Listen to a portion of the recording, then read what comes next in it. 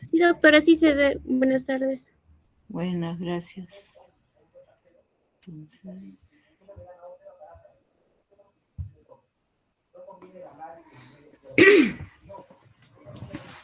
bueno, vamos a empezar con la clase siguiente, que es sobre oxigenoterapia, que tiene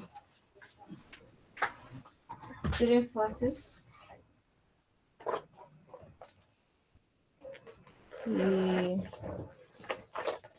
vamos a ver las primeras 2 fases, que es lo que más se va a usar y tienen que saber. Un ratito.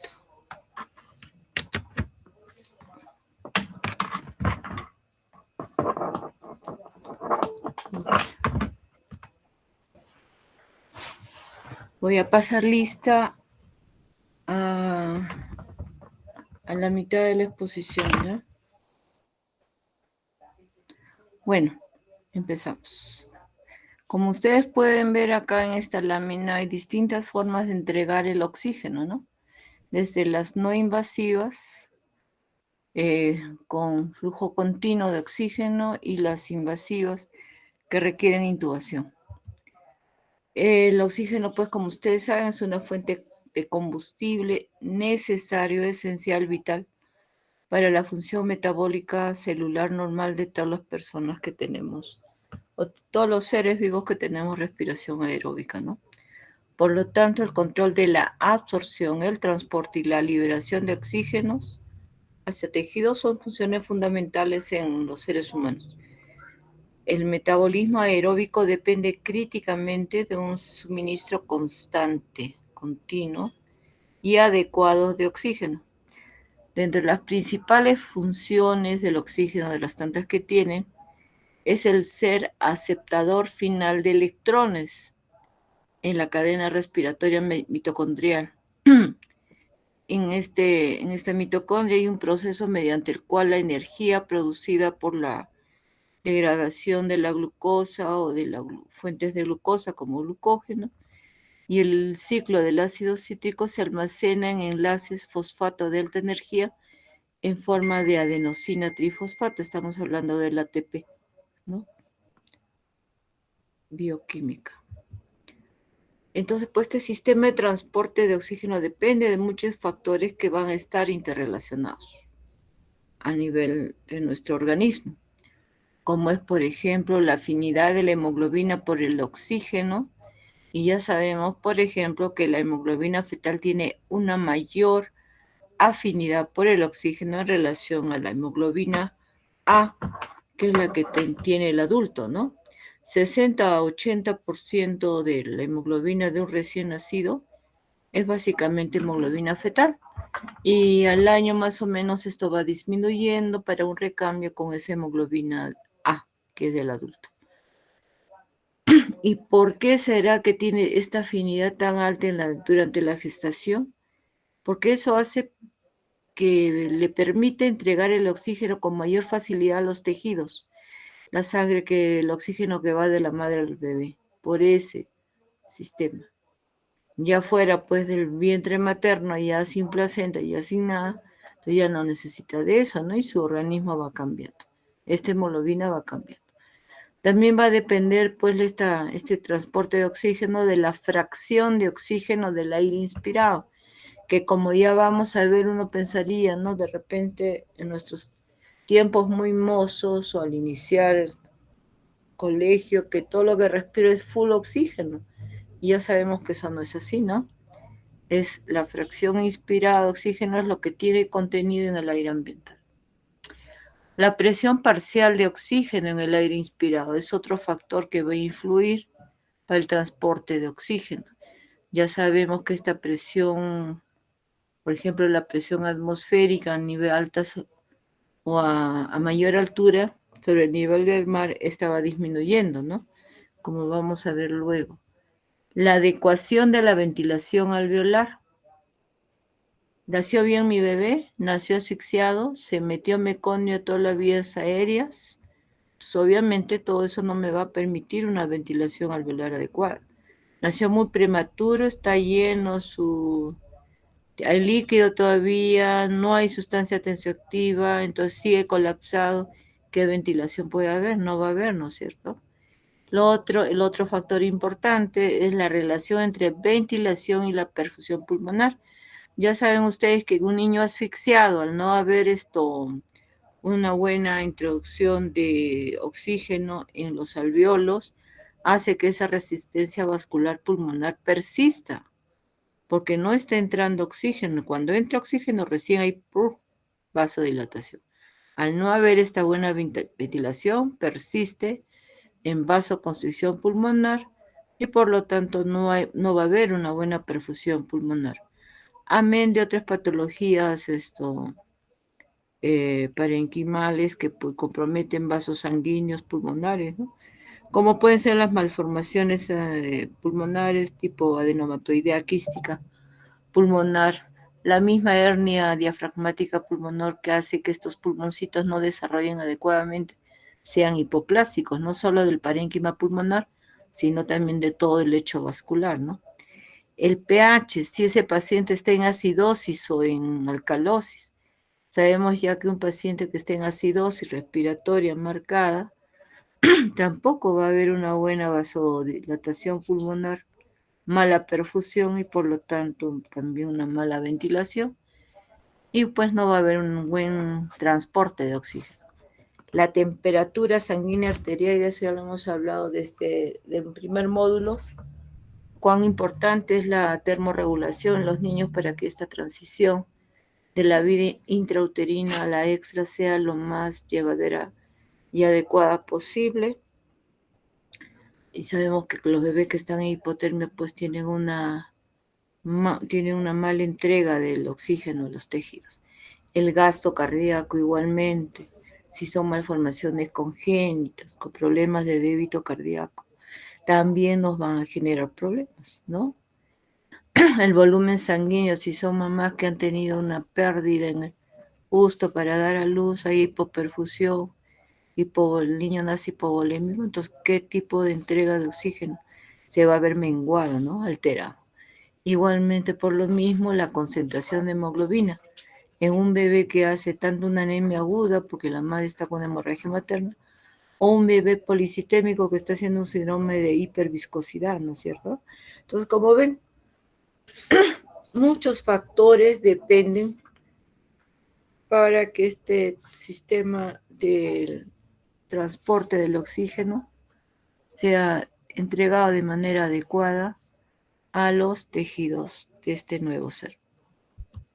Entonces, la capacidad de respuesta de todo este sistema va a variar según la maduración del bebé y se va a ver afectada por diferentes procesos patológicos coexistentes que ya hemos mencionado. Sin embargo, si el bebé nace en buenas condiciones, el bebé y tiene una buena reserva de energía, de ATP, ante algún evento negativo va a poder responder por esta capacidad de reserva. Entonces, de esta parte es muy importante la hemoglobina, cómo a través de la evolución del hombre se ha ido adaptando. La hemoglobina fetal humana surgió tras milenios de evolución de antiguas hemoproteínas mediante duplicación de genes, de elecciones, conversiones, se inactivan, no se inactivan, mutaciones, translocaciones genéticas a nivel de diferentes cromosomas. Todos esos cambios, ¿para qué? Para ir respondiendo mejor y adaptándonos mejor a este momento del nacimiento de un nuevo ser humano, lo cual pues resultó en un control regulador alterado y una función de la globina modificada, ¿no? Y también tiene que ver pues con la revolución del ser humano, ¿no? Empezamos en el agua y luego nos fuimos a la vía aérea. La hemoglobina fetal evolucionó también pues para potenciar esa transferencia de oxígeno desde la sangre materna a los tejidos fetales, un objetivo que ha sido logrado gracias a una mayor afinidad de la hemoglobina fetal por el oxígeno en comparación con la hemoglobina A adulta, que es la que tenemos todos los adultos, dicho sea de paso. y esto se debe en gran medida a la insensibilidad de la hemoglobina fetal al 2,3-BPG o también llamado 2,3-difosfoglicerato, que es el principal modulador de la afinidad de la hemoglobina con el oxígeno. Los genes de estas globinas en los humanos actuales, el Homo erectus, residen en dos grupos génicos separados, en los brazos cortos de los cromosomas 11 y 16 respectivamente. ¿Sí? Para que vean acá si está la hemoglobina fetal adulta, está cambiada de color justamente porque los hace diferentes, demostrando acá la mayor afinidad que tiene por el oxígeno, que está en relación a estos genes G y I, sus siglas, y en cambio acá está con la alfa y la beta. Entonces, pues, va a haber circunstancias en las que vamos a tener que echar mano del oxígeno.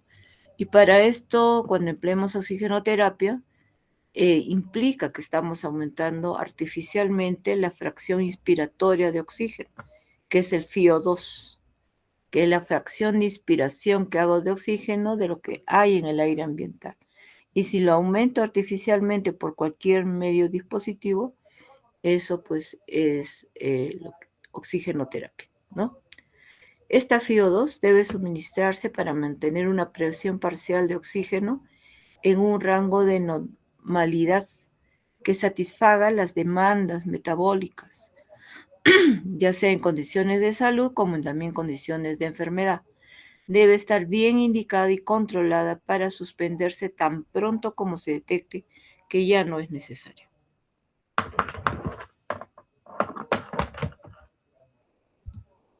Miren ustedes en la composición del aire. El aire está compuesto por todos estos gases, ¿no? Nitrógeno, oxígeno, argón, dióxido de carbono y otros gases. Y está compuesto fundamentalmente por nitrógeno, 78,09%, lo redondeamos, valor aproximado 79%, y el oxígeno un 20,93%, redondeando 21%. Y el resto pues se deja en cero, lo cual hace un 100%. Entonces, si pregunto, ¿cuál es el gas que está con, cuál es el gas que está en mayor porcentaje en el aire? ¿Cuál será? El nitrógeno, pues, ¿no? ¿Y el oxígeno en qué porcentaje? 21%. Y miren, y esta concentración de oxígeno no varía, así se vayan al Monte Everest, ¿no? A La Paz, en Bogotá o en el nivel del mar, la concentración de oxígeno es la misma, que su necesidad aumenta y eso es por otra cosa. Y esto va así sea a la altura que se encuentre. Sin embargo, lo que va a variar es la presión atmosférica. Al nivel del mar sabemos que la presión atmosférica es 760 y conforme van aumentando en altura, metros sobre el nivel del mar, esta va disminuyendo a 252 y por ende también disminuye la presión parcial de oxígeno. Miren, de nivel del mar de 159 a 53, o sea, no va a entrar bien a mis alvéolos y mucho menos a la sangre, pues. Si es que yo no he tenido un periodo de adaptación o tengo comorbilidades, etcétera, etcétera, etcétera. Entonces, sin embargo, la concentración de oxígeno no va a variar. Entonces, pues producto de esta presión atmosférica por la concentración del gas, en este caso del oxígeno, en el aire ambiental, es lo que va a dar mi presión parcial de oxígeno. Como ven ustedes, acá el elemento crítico para ver la determinación de la disponibilidad de oxígeno ambiental está referido a presión y no a volumen. Es la presión total que ejerce la columna de gases ubicada sobre un cuerpo, sobre May, sobre Valerie, sobre Ayumi, sobre José, sobre Mex, etcétera, etcétera. en un punto cualquiera de la superficie terrestre, y eso es lo que se conoce como presión atmosférica. Entonces, cuando hacemos o administramos oxígeno, que es la oxigenoterapia, se recomienda que este oxígeno del aire administrado sea calentado a 36.5 grados centígrados y humedecido a una humedad de 95 al 100% idealmente, antes de que llegue al paciente, porque eso va a ir disminuyendo. Con eso vamos a conseguir ¿qué cosa? Evitar el espesamiento de las secreciones del aparato respiratorio, evitar la pérdida insensible de agua de la mucosa respiratoria, que como pérdida insensible ya hemos visto que es 1/3 de las pérdidas, porque los otros 2/3 se salen por piel, ¿no es cierto? Y por tercer motivo es para evitar el excesivo enfriamiento del paciente, que como hemos visto, la hipotermia ayuda a que exista un mal transporte de oxígeno. Así también se ha estudiado y se ha visto que para la administración de oxígeno ayuda mucho que sea en posición prona, ¿no? Supino es mirando arriba, prono abajo. ¿Y con qué fin? ¿O a raíz de qué? Porque no es de que a alguien se le ocurrió. Se hace esto y se aplica luego de haber hecho experimentos en animales, ¿no? Y a través de trabajos observacionales en seres humanos, porque ya saben que hacer ensayos es muy difícil cuando se habla de recién nacidos. Se ha observado que esta posición prona tiene un punto fijo acá el bebé y ayuda a la distensibilidad pulmonar del tórax. Otro punto es que a nivel de la zona apical, al estar el bebé en supino, no hay esa mejor distensibilidad y por lo tanto no hay una mejor dilatación de los alvéolos que están en esta zona. Entonces, favoreciendo así también esta posición prona al reclutamiento de alvéolos por esta distensibilidad pulmonar. Mejora así también por ese sentido la presión parcial de oxígeno a nivel arterial y el tiempo de sueño dura más.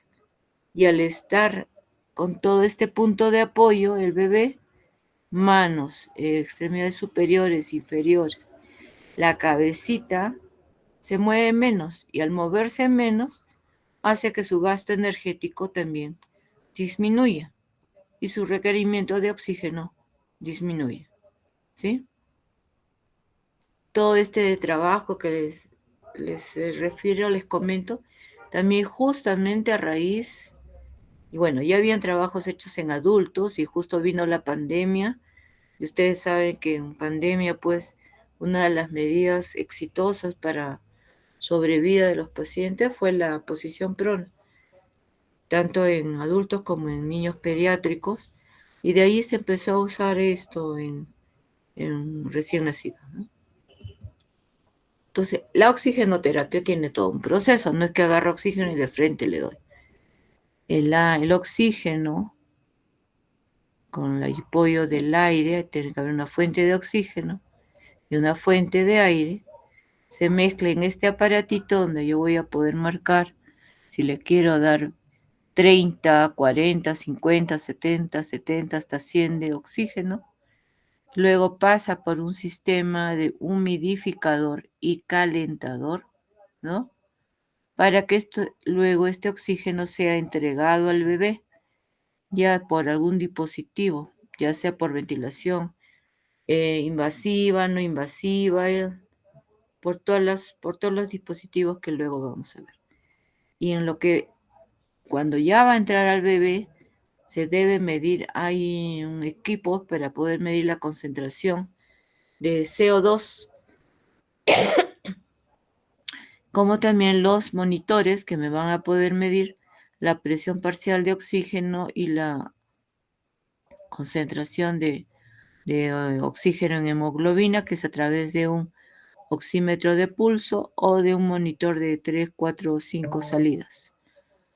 También debemos contar con un analizador de oxígeno ambiental, que no todas las unidades neonatales tienen, es verdad, Y de esta manera, este medicamento, porque en verdad es un medicamento, se le entrega mezclado, es decir, no al 100% que hace daño también, se le entrega calientito y húmedo para que haga menos daño a nivel de todo el árbol respiratorio. Como ves, todo un proceso. Basta que un proceso de por acá falle y falla nuestra entrega. Y si no tenemos cómo controlar, pues estamos dando oxígeno a ciegas. Y así como la hipoxia es dañina, la hiperoxia también es dañina. Si primero digo, la hipoxia es dañina solamente en casos de asfixia neonatal. ¿Verdadero? Falso. Falso, porque no es solamente, hay diferentes etapas de condiciones que me puedan dar hipoxia. Otro enunciado. La hiperoxia es menos dañina o es igual de dañina que... es menos dañina que la hipoxia, digamos, en el recién nacido. Falso, porque ambas son iguales de dañinas. Ambas. Solo que una nos va a matar inmediatamente y la otra nos mata de a poquito. Porque las secuelas de la hiperoxia, ¿cuáles son? En el recién nacido, displasia broncopulmonar, NEC, retinopatía del prematuro, ¿no? Hasta enfisema pulmonar intersticial, todo lo que hemos visto en las clases anteriores. Entonces, tiene problemas que dan tanto agudamente como crónicamente. Entonces, la oxigenoterapia tiene 3 fases de administración. La 1, que es la terapia con oxígeno inhalado, como pueden ver allí, mediante una cánula binasal. La fase 2, que es con el empleo de presión positiva continua, no invasiva. A la cabeza está pues la ventilación, todo lo que es el sistema CPAP. Y la 3, que es la ventilación mandatoria intermitente, que es la invasiva, ¿no? Que requiere intubación. ¿Sí? En la fase 1, por ejemplo, es un cabezal, que parece que lo estuvieran ahorcando, ¿no? Algunos bebés, sobre todo los más pequeñitos, pueden adaptarse, pero los a término, sí, claro, mientras estén gravemente o muy delicados, pueden tolerarlo, pero va a depender si es efectivo o no para ellos. Quítenle el cabezal, también hay entregas de oxígeno mediante la incubadora. Tiene una conexión de oxígeno que entra aire con oxígeno que lo pueden aumentar 30, 40%, pero se dispersa demasiado. Es muy variable. Por lo tanto, no es recomendable. Si quiero yo dar un FIO2 de más de 30, no es recomendable. Se pierde. Peor si esa incubadora no tiene todos sus sellos, los jevecitos, que se ponen al costado de las puertas, etcétera, etcétera, pues peor que peor, ¿no? No hay un buen sello. Como flujo libre, lo que damos en campanita, por ejemplo, después de una RCP, se utiliza flujos de oxígeno de 0.1 hasta 2 litros por minuto. La distancia no debe ser más allá de 2.5 pulgadas, que es más o menos 7 centímetros. Más de esa distancia no tiene razón de que le dé. Y de eso, ¿al cuánto entra la tráquea? Es de 0.3, así le dé con FIO2 al 100%, entonces tampoco es efectivo para tenerlo permanentemente así, ¿no? Solamente pues etapa de RCP y ponerle con otro dispositivo de entrega y garantizar que ésta sea adecuada. Cánula binasal. Podemos usar desde 0.2 hasta 2 litros por minuto. Hay que escoger la cánula de acuerdo al tamaño de las fosas nasales. Aporta un FIO2 de 30%, un flujo del 2 litros por minuto. Es un método, sí, pues no muy bien tolerado, debido a que el diámetro externo es grande y el interno es más chiquito. Pero sin embargo, así todo, la cánula binasal puede ejercer una presión positiva al final de la expiración, que es el PEEP, la sigla está en inglés. Presión al final de la expiración. Positive expiration and positive. ¿Sí? Quiere decir que es una presión que queda a nivel de todo el espacio muerto, que está a nivel de la tráquea, bronquios de primera generación, están abiertos por los cartílagos que tienen. Entonces, mantiene un flujo de oxígeno a ese nivel. Entonces, en la cánula sí nos puede ejercer algún grado de PP, y ese es el fundamento por el cual a veces se arman los CPAP artesanales, ¿ya? Lamentablemente, si no le damos tibio y no le damos humidificado ese aporte de oxígeno, le causa sequedad de mucosas, espesamiento de secreciones, etc., etc. La manipulación es muy fácil. También le podemos dar con mascarillas. Eso no es precisamente una mascarilla, eso es un PRO, que vamos a verlo ya en las formas de ventilación no invasiva y cuando damos CPAP. Las mascarillas utilizan flujos de 0.2 a 2.5 litros por minuto, un poco más que la cánula. Puede aportar hasta un 40% de FiO2. La cánula era hasta 30, acuérdense. Se recomienda su uso por periodos cortos de tiempo porque igual que la cánula no es bien tolerada, hay mucho movimiento del bebé, entonces por lo tanto más fuga y no necesariamente le voy a dar ese 40%, ¿no? Hay que escoger también las mascarillas de acuerdo al tamaño de la cara del bebé. Las concentraciones de oxígeno aquí son muy variables, muy inestables, y va a variar de acuerdo pues al ajuste que hagan de la máscara sobre la cara y la presencia de fugas, ¿no? El OxyHood, esta es una forma comercial de OxyHood. Miren esa abertura. Sí, pues a ojos vista resulta traumático, ¿no? Es un sistema más empleado, sin embargo. Pueden dar de flujo de 4 a 10 litros por minuto. Garantiza un FiO2 de 40%, pero van a tener una concentración constante, adecuada, todo lo que quieran, pero es poco tolerado por el bebé. Siempre pensar en que hay que darle mezclado y húmedo.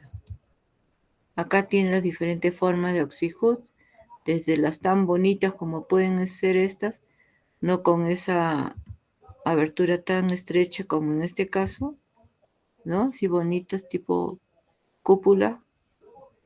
Este sí que desespera con su estate quieto. Este que tiene su ventanita para poder manipular al bebé. La rígida que ya vimos. Y esta es totalmente artesanal.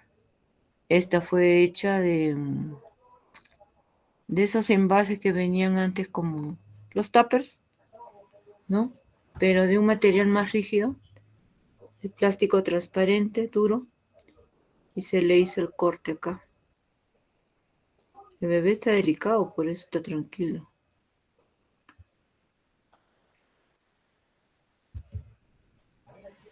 ¿Qué maniobras ayudan a mejorar el aire inspirado? Ya habíamos hablado de la posición prona. Eso también permite un aumento de la presión abdominal. También ayuda para que mejore el aire inspirado y la estabilización de la parrilla costal inferior, ¿no? Ya sabemos que la parrilla costal de los bebés, y cuanto más prematuros, mucho más, es muy flexible, ¿no? Entonces, por ahí que también es más riesgoso para que hagan problemas de neumotórax.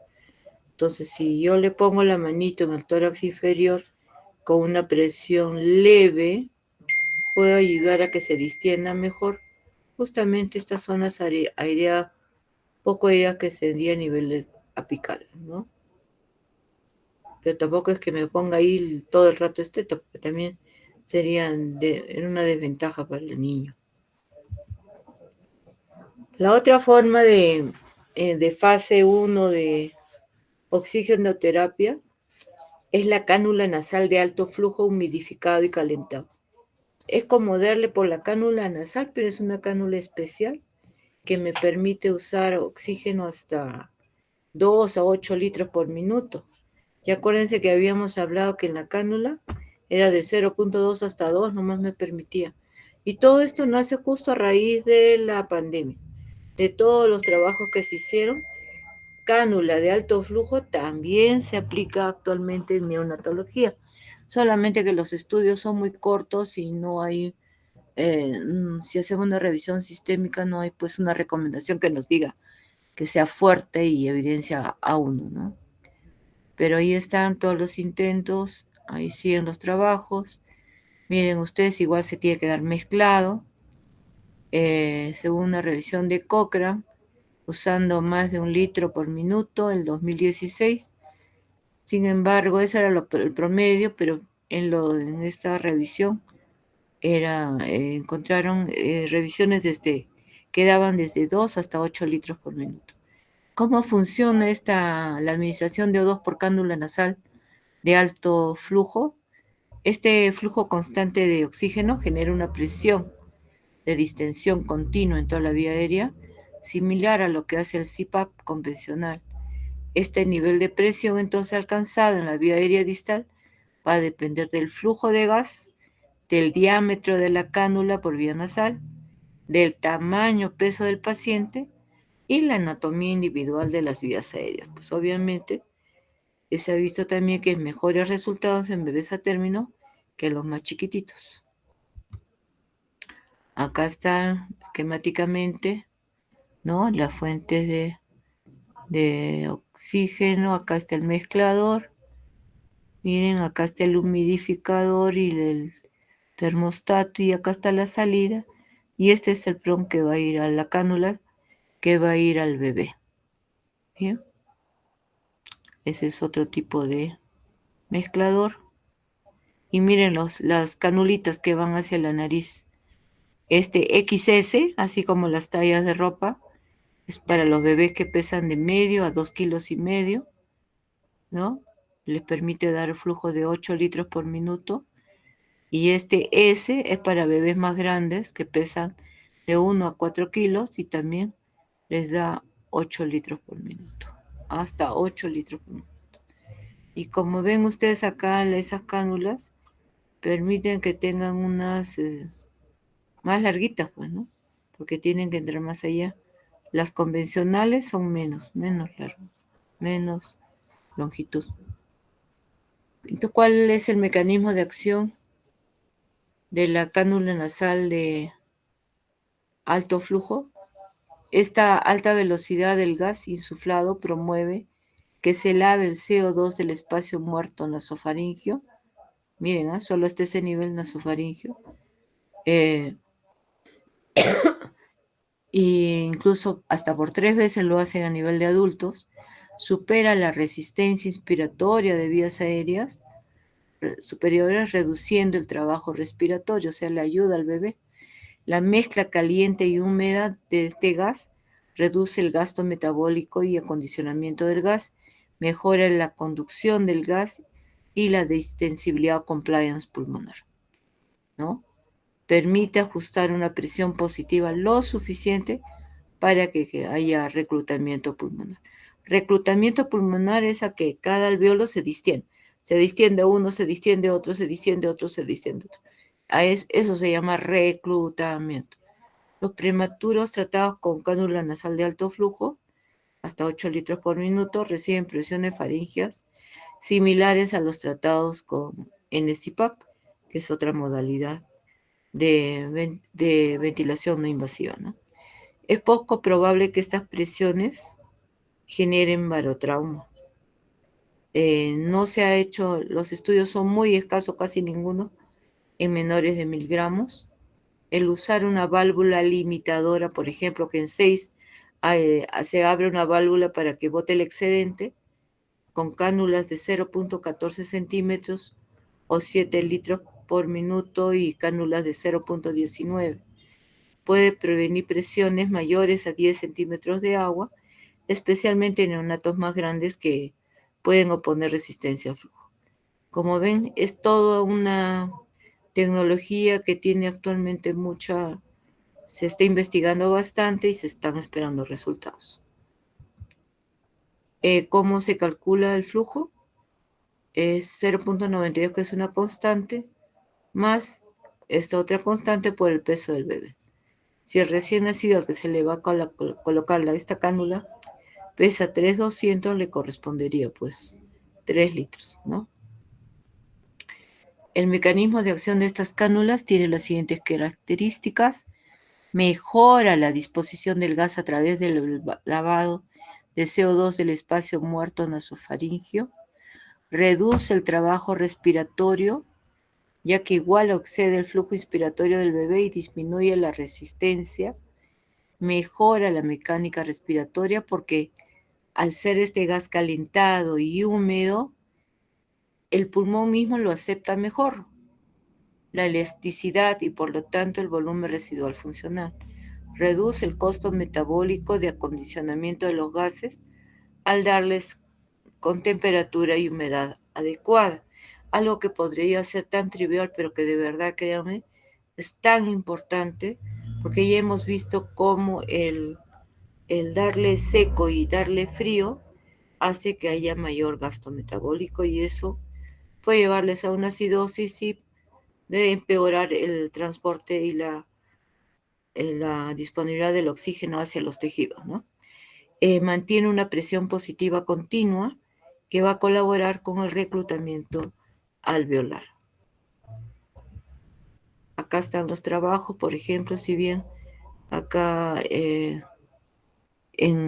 son pequeños estudios, miren, excepto en la infección por citomegalovirus, donde sí tiene un valor estadísticamente significativo, en el resto no, y en virus influenza, en el resto no. En cuanto a las características clínicas, miren cómo sí tiene valor para la frecuencia respiratoria, la frecuencia cardíaca, la estancia hospitalaria, ¿no? Y en cuanto a la edad, también. Si comparamos con enfermedades subyacentes, como pueden ser la estructura cardíaca normal, malnutrición o prematuridad, sí resulta significativo, pero las muestras siguen siendo pequeñitas.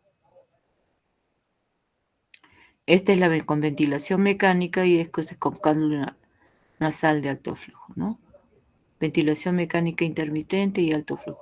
Acá también podemos ver que tiene significancia para falla cardíaca, encefalopatía tóxica, hemorragia pulmonar, disfunción en la coagulación y neumonía asociada a ventilador. Claro, si están asociados con cánula es más difícil, ¿no? Hay menos invasión, no le estás metiendo el tubo endotraqueal dentro, ¿no? En cavidad torácica. No así para el derrame pleural. Y acá en otros estudios, por ejemplo, también de cánula de alto flujo, se usa de 2 a 8 litros, se evaluaron beneficios y daños. En prematuros se encontraron 13 estudios haciendo con todos estos 13 una N de 2.540 recién nacidos. Y estudiaron los desenlaces de fallecimiento, displasia, fracaso de tratamiento, uso de ventilación mecánica asistida en el 5.º día y complicaciones neumotórax. De todas estas, todas pisan el 1 con el intervalo de confianza. No demostraron pues evidencia significativa, excepto fracaso del tratamiento, o sea, fracasó igual, pues, ¿no? Entonces no tuvo mayor relevancia clínica. Entonces faltan estudios todavía para que podamos definir y usar. Si no, ustedes se acordarán pues de que no había oxígeno, no había plantas, era más fácil comprarse los concentradores. ¿Se acuerdan cuánto costaba cada balón? Entonces, la necesidad hace que te empieces a desarrollar una serie de técnicas, ¿no? Y vimos pues que se vio pues que era efectivo en adultos y niños grandes, entonces empezó a trabajar porque faltaban equipos y fuentes de oxígeno. Y ahora entramos pues a la fase 2. La fase 2 se refiere a todo lo que es continuidad, presión continua, pero no invasiva. Estos Hay de todas las formas, todos los tamaños, todos los diseños. Se llama prompt nasal. Y como verán, usan gorritos. Por una parte entra el oxígeno ya con el FiO2 que hayan programado, tibio, húmedo, y este es por donde sale, ¿no? Igual acá. Siempre censados, monitorizados los bebés. Acá está con su sonda nasogastrógástrica. Acá no, y ambos, como pueden ver, son prematuros, que es lo que más demanda tiene. Y está pues lo que llamamos el sistema CPAP.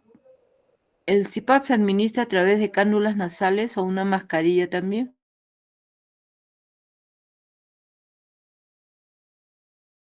Varios foros. ¿Por qué dice sistema? Porque hay el NCPAP, el BCPAP, el CPAP solo, unos artesanales, otros que son no asociados o no conectados al ventilador mecánico, tienen la modalidad, entonces se selecciona esa modalidad, no se intuba al paciente y ya. Y les va a mandar una presión pico y al final ni una PEP, que es presión al final de la expiración, fijas dependiendo si es NCPAP, BCPAP. ¿Ya? Esa es la ventaja. Estos se van a categorizar ampliamente como el CPAP fluídico, en el cual el flujo del gas que están mandando va a ser variable, que no está asociado a ventilador mecánico, ¿no? El de flujo constante son los que están asociados a ventilador mecánico, y hay otro que se llama el CPAP burbuja, que es ampliamente usado en la mayoría de unidades neonatales. Todos estos sistemas CPAP, toditos, nos reducen el trabajo respiratorio al bebé, especialmente cuanto más chiquititos, mejor. Y está la otra forma, que es la ventilación a presión positiva nasal, BPPNI, intermitente. Es como tenerlo intubado y todo, solamente que acá va a estar con su prompt nasal o una mascarilla. Generalmente es un prompt nasal. Va a darle soporte respiratorio no invasivo, es decir, que no hay intubación a la tráquea, con una ventilación de presión positiva fásica, es decir, va a haber mayor presión durante la inspiración, ¿no? A una inspiración forzada y una menor presión durante la expiración. Se administra a través de estas cánulas nasales, pues un poquito más largas, o mascarillas utilizando un ventilador mecánico. ¿Sí? Se programa, entonces la máquina manda la presión inspiratoria y también la expiración, pero está conectado al ventilador. Pero eso no significa que esté intubado. Esta es otra, y esto para decirles, funciona el disparador para que la máquina sepa cuánto de presión está mandando para que inspire el bebé, se activa por un sensor que está a nivel del pronasal. En cambio, en esta forma, es otra forma de ventilación no invasiva asociado no invasiva ajustada neuronalmente, es porque el sensor está colocado a nivel del diafragma. Entonces, para todo esto tiene que el bebé tener algún grado de respiración espontánea. Si está planchado o no respira espontáneamente, obviamente no se puede aplicar estas no invasivas. Entonces, detecta este sensor actividad eléctrica en el diafragma y es su disparador, es su trigger que le dicen, ¿no? Sin embargo, le entrega las respiraciones activas por esta señal de actividad eléctrica en el diafragma en lugar de la detección del flujo, como se hace con el ventilador. Esta modalidad no se ve afectada por fugas alrededor de la interfaz, tiene un mejor sellado a diferencia del sistema CPAP. Y las respiraciones administradas se ajustan mucho más al esfuerzo respiratorio del bebé. Obviamente es más costoso y requiere más más accesorios, y los resultados al final son estudios todavía cortos que no demuestran ser mejor que los que se han obtenido con todo lo que es el sistema CPAP, ¿no? Y solo se recomienda para estudios de investigación. Obviamente que los padres van a aceptar el que sus hijos entren en estudio. Esta es otra forma de ventilación continua que se llama ventilación oscilatoria de alta frecuencia nasal, parecido al... Hay un tipo también de ventilación mecánica que es invasiva, con tubo endotraqueal, que todo, y que al bebé se le hace respirar al bebito como si estuvieran abanicándose en verano, ahí en la playa, en la costa, a cada ratito, ¿no es cierto? Ese movimiento, de esa misma forma, se mueve el tórax del bebé. Solo que en este caso que les estoy mostrando es la aplicación de la ventilación es por vía nasal, de alta frecuencia. Igual el tórax del bebé se mueve así como un abanico. Y suena. Toda esa unidad tiene un sonido como de un zumbido. Esta ventilación oscilatoria de alta frecuencia nasal no invasiva aplica una onda de presión oscilatoria en vías respiratorias mediante esta interfaz nasal. Se ha utilizado en algunos centros para manejo de neonatos prematuros que no responden al CPAP, al NCPAP. CPAP se llama por decir, NCPAP es porque es nasal, ¿no? Lo han puesto en NCPAP y no se acopla, no mejora sus sagas, no llega a una buena saturación de oxígeno y ya están confiados al 100% y el niño no va mejorando. Entonces, los ponen.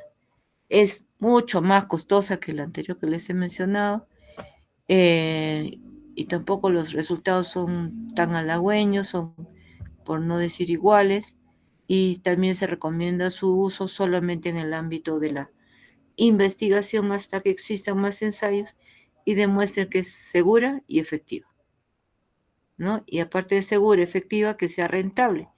Es decir, si yo voy a tener iguales resultados que con todo lo que es el sistema CPAP, pues no demuestra que sea efectiva, ¿no? Esta es una de las formas de CPAP, 2 niveles, que se llama el BCPAP, B-Level, de ahí viene el BCPAP. Estos proporcionan 2 niveles alternantes de presión, una máxima que dura más, de medio a 1 segundo, para la presión más alta, presión pico o presión inspiratoria, frecuencias de ciclo más bajas, nos va a dar de 10 a 30 respiraciones por minuto, y presiones más bajas que incluso con la ventilación a presión positiva intermitente nasal. O sea, nos da una presión pico o inspiratoria máxima y una presión al final de la expiración, ¿no? La PEP. Pero esta diferencia es relativamente pequeñita. Demostrar mejoras en relación al CPAP, los datos son insuficientes para determinar, pues, una alternativa, digamos, que todos sus Ns y PAP ya no hay. Solamente tienen esta modalidad BCPAP en el ventilador mecánico. Úsenla, porque los bebés no avisan en qué momento llegan, ¿no? Los resultados son iguales en cuanto al sistema CPAP o CPAP. Así se escribe CPAP por si acaso. Presión positiva en las vías aéreas continua. Esa está también en inglés. Y luego entramos pues a la fase 3 de la oxigenoterapia, y ahí nos vamos a quedar, donde aquí entran todas las modalidades de ventilación mecánica que requieren intubación endotraqueal. Y hay una serie de modalidades, justamente, uno es para evitar mortalidad y segundo, discapacidad. Una de las lesiones pulmonares por excelencia y muy dañinas para el bebé, y que hasta la fecha es tan discutida la definición, es la displasia broncopulmonar. ¿Ya? Entonces, ¿cuándo lo vamos a pasar? Cuando hayamos fracasado con todas las modalidades del sistema CPAP. Cuando fracasemos con todas ellas, recién pasamos a ventilación mecánica. O cuando tengamos un niño que no respire espontáneamente absolutamente nada. Una asfixia severa, un niño con una asfixia severa, probablemente va a tener que entrar. No probablemente, entra a ventilación mecánica invasiva. Obviamente implica riesgos, ¿no? Puede dañar los pulmones. Incluso miren ustedes, antes de la era de todas las intervenciones que se han logrado para disminuir muerte y morbilidad en prematuros, se veía displasia broncopulmonar en neonatos a término. No había surfactante, no había todas estas modalidades de oxígeno previos a la ventilación mecánica, como se conoce ahora, ¿no? Pero ahora pues es rarísimo que vean ustedes, muy raro por no decir que no exista, que no existe displasia en niños a término y menos en prematuros tardíos. Por lo general son menores de 33 semanas y con mayor razón en menores de 32 semanas. ¿Ya? Muy bien. Eso ha sido por hoy. Voy a pasar lista.